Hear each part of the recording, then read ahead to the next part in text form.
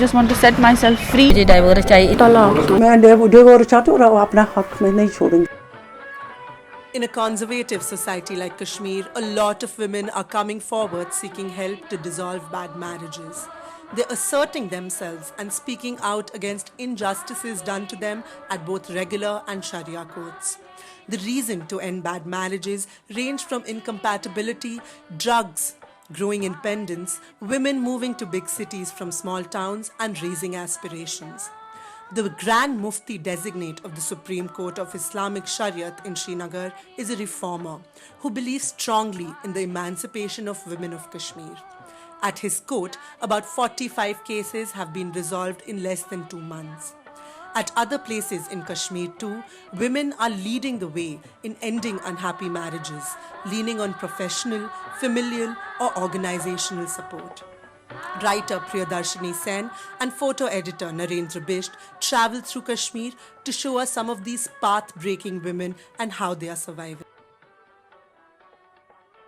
I came to know on the first night of the marriage that the husband has physical disability. He's important, yeah. Right. He's not a man. Huh. And he had hidden this fact from me for about 1 year because we were engaged 1 year back. You know, the second and the third and the fourth night, when, you know, we did not... Yeah, the purpose of a marriage. Yeah. Then it is not fulfilled. You know, when a man is just disabled totally. Right. So obviously I will come to know about it, and exactly. I asked him that you have some problem and you have hidden it.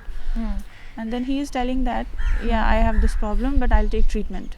Okay. But all the treatment failed. I came to know that this is not a temporary problem. Right. It is a permanent problem with him, and he has been living with it. Right. And he has been hiding it from the society, hiding it from the girl whom he married. Right. Kind of so-called, it is a namesake marriage. Yeah. Because, you know, it's the biological need of every human being. Absolutely. The purpose of the marriage. Right. What is the purpose of the marriage? Right. It is the biological need of every human being. Absolutely. There is a mental burden upon me, and I just want to dissolve this thing, and I just want to set myself free. वो मौलवी था. 6 महीने तक इसने मेरे साथ ज़िंदगी गुजारी श्रीनगर में. अच्छा. मगर वो भी खाली 3 महीने अच्छे रहा. 3 महीने के बाद इसने मुझे आस्ता वो सताने लगा. मुझे कपड़े नहीं लाते थे, ऐसे कुछ भी नहीं करते थे. जैसे मुझे 10 रुपए की ज़रूरत थी तो वो कहते थे मेरे पास है नहीं. मैं अपने मायके से पैसे लाते तो बस उसने महरा भी नहीं दिया मुझे. वो भी खा लिया इसने 50,000. खाली 3 महीने मेरे साथ अच्छा रहा. 3 महीने के बाद इसने दूसरे से अफेयर करना शुरू किया. हाँ, जब अफेयर शुरू कर दिया तो ये मेरे साथ हम रिश्ते भी नहीं करने लगा.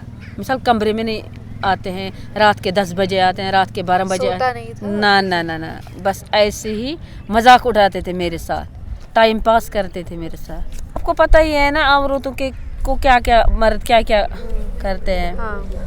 ऐसे जिससे मैं तंग आ गई बहुत अपनी ज़िंदगी में. अपनी ज़िंदगी में बहुत तंग आ गई. मैंने इसको बोला था मुझे डाइवोर्स चाहिए, इससे बेहतर मुझे डाइवोर्स चाहिए. I came here just before 45 days. 45 दिन में मैंने nearly 60 cases resolved. I have been nominated as a Grand Mufti. I'm a designated Grand Mufti of Jammu and Kashmir. तो मेरे वालिद साहब चूँकि अब एज से ज़्यादा अब एज फैक्टर भी उनका है तो उन्होंने मुझे लाया बाहर से.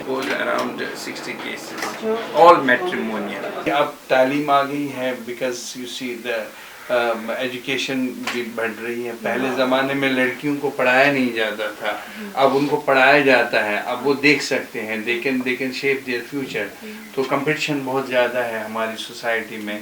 अब विमेन जो पहले गांव में की लड़कियां जो थी या सबर्बन एरियाज़ की थी वो ज़्यादा पढ़ती नहीं थी. अब उनमें ज़्यादा वहाँ कॉलेजेस खुल गए हैं, तालीमी इदारे आ गए हैं तो वो ज़्यादा पढ़ते हैं. और नेचुरली जब वो पढ़ेंगे तो वो सोचेंगे कि हमें क्या करना है. रोज़ यहाँ चीख पुकार होती थी जब मारता था बैलेट से, हैंगर से.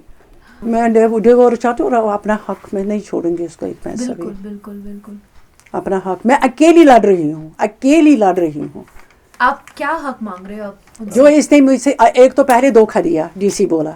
एक तो मेरे इज्जत, मेरे विश्वास, मेरे भरोसे को तोड़ा. दूसरा मैंने क्यों 10 साल जुल्म सहे. तो थाने में बंद करवाया, रात भर रहा थाने में।